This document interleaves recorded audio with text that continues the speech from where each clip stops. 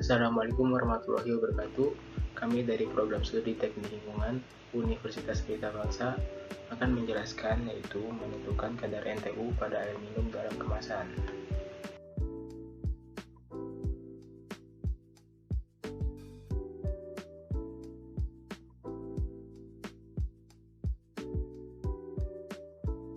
Disusun oleh teman saya Muhajir Aras dan saya Setiawan Teja. Poin yang akan disampaikan yaitu pengertian NTU, pentingnya indikator kualitas dalam air minum, faktor yang mempengaruhi kekeruhan air, dan tips mencegah kekeruhan.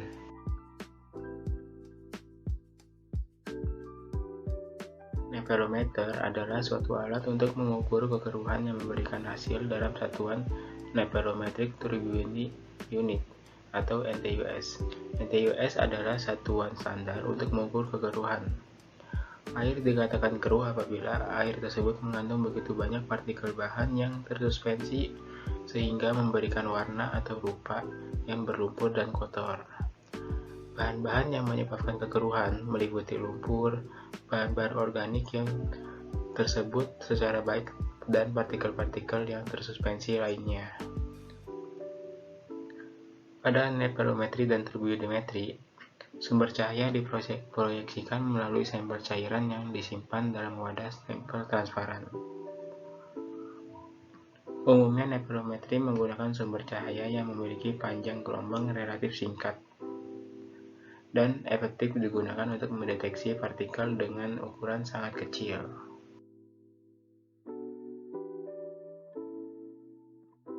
Selanjutnya, mengapa kekeruhan dalam air minum termasuk dalam indikator kualitas yang penting? Alasan utama untuk mengukur kekeruhan dalam air minum adalah untuk menghilangkan patogen penyebab penyakit yang ditularkan melalui air. Kekeruhan adalah salah satu pengukuran yang dapat ditelusuri jika terjadi wabah karena adanya hubungan antara peningkatan nilai kekeruhan dan terjadi insiden wabah. Sehingga kekeruhan dapat digunakan untuk memantau patogen yang sangat berbahaya. Nilai dari pembacaan kekeruhan bukanlah seberapa banyak patogen yang mungkin terkandung dalam suatu sampel, tetapi dalam mengukur kekeruhan, nilai tersebut dapat menjadi acuan secara relatif seberapa banyak atau sedikit dari setiap partikel reflektif yang mempengaruhi kejernihan sampel, bahkan jika mereka tidak terdeteksi dengan mata manusia. Pada air minum, selain dapat mengurangi estetika dan membuat rasa menjadi tidak enak, kekeruhan dapat mengindikasikan adanya tingkat bakteri patogen, partikel yang tinggi yang dapat melindungi organisme berbahaya, sehingga mengurangi efektivitas proses desinfeksi dan membahayakan kesehatan. Kekeruhan sangat berguna sebagai indikator kualitas air yang dapat menghasilkan informasi yang berharga dengan cepat, relatif murah, dan berkelanjutan. Instalasi pengolahan air secara konstan memonitor tingkat kekeruhan untuk memastikan bahwa air tidak melebihi tingkat aman.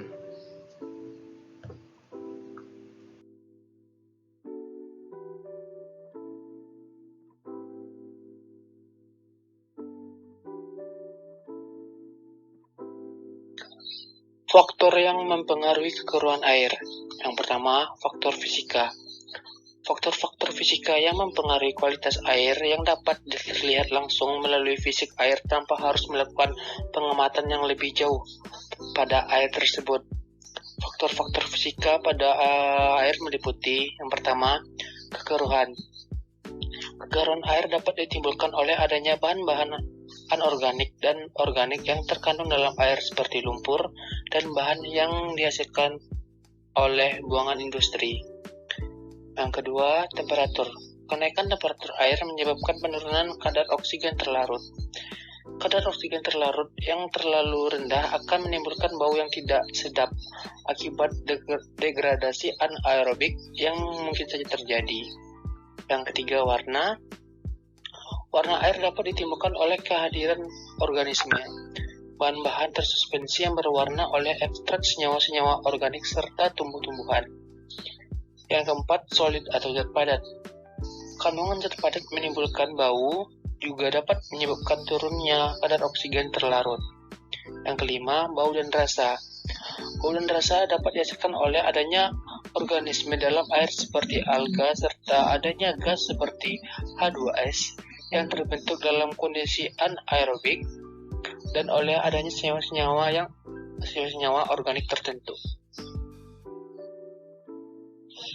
Faktor kimia menyatakan banyaknya senyawa kimia terdapat di dalam air, sebagian di antaranya berasal dari alam secara alamiah, dan sebagian lagi berasal dari kontribusi makhluk hidup.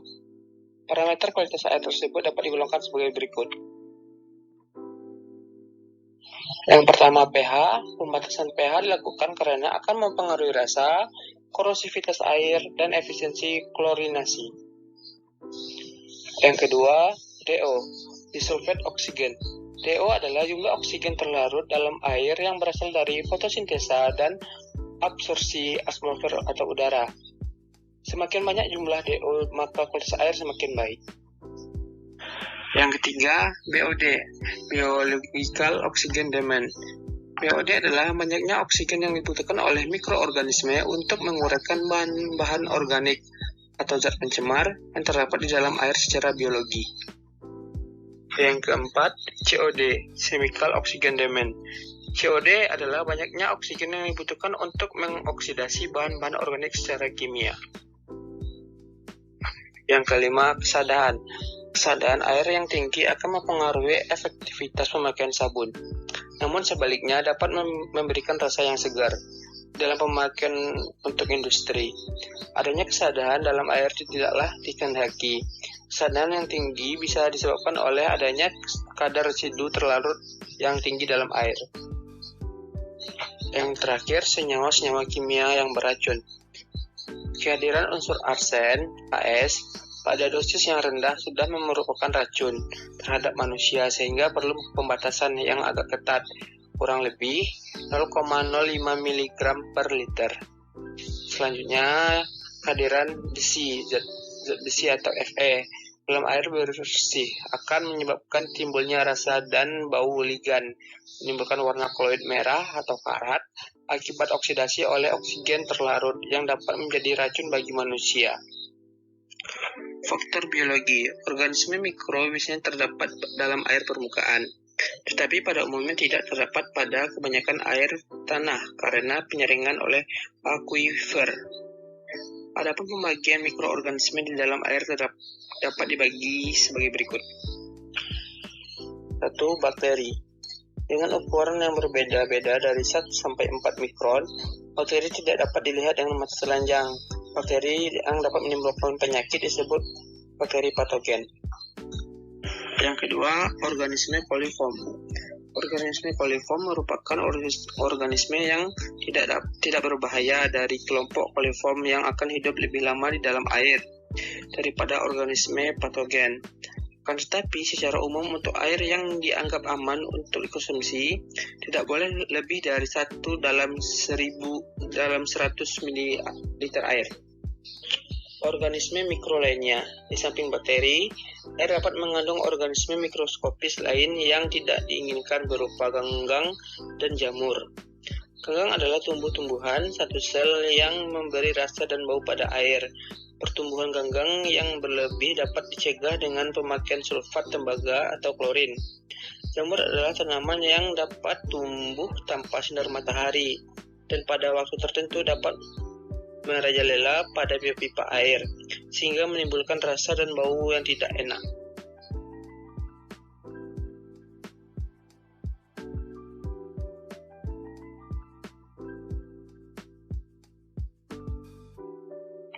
Pencegahan. Dalam proses pengolahan air minum dalam kemasan, kekurangan dapat diatasi dengan beberapa cara. Yang pertama, pengendapan secara alami proses sedimentasi. Cara pengendapan dilakukan dengan membiarkan air yang mengandung lumpur kasar maupun halus secara perlahan akan mengendap. Proses ini memerlukan waktu 1-6 jam, sedangkan air yang mengandung klorid tidak mungkin terjadi pengendapan secara alami atau sedimentasi. Yang kedua, melalui proses koagulasi. Air yang mengandung klorid akan diendapkan memakai bahan koagulan, contoh tawas atau aluminium klorida. Rasa air hasil endapan dengan kedua koagulan tersebut sangat berbeda. Fe3+ akan memberi rasa besi pada air, sedangkan Ai3+ tidak memberikan rasa apapun pada air, hanya menghasilkan endapan berwarna putih. Yang ketiga, proses sedimentasi aktif. Apabila sudah menggunakan koagulan aluminium sulfat, polialuminium klorida, ferit sulfat, maka koloid-koloidnya yang berbeda di dalam air akan mengalami flokulasi. Hasil flokulasi ini mengalami pengendapan dengan sendirinya dalam waktu 1-4 jam berikutnya. Yang keempat, melalui proses filtrasi. Koloid yang telah mengalami flokulasi namun tidak terjadi pengendapan, maka usaha yang dapat dilakukan yaitu melalui proses filtrasi.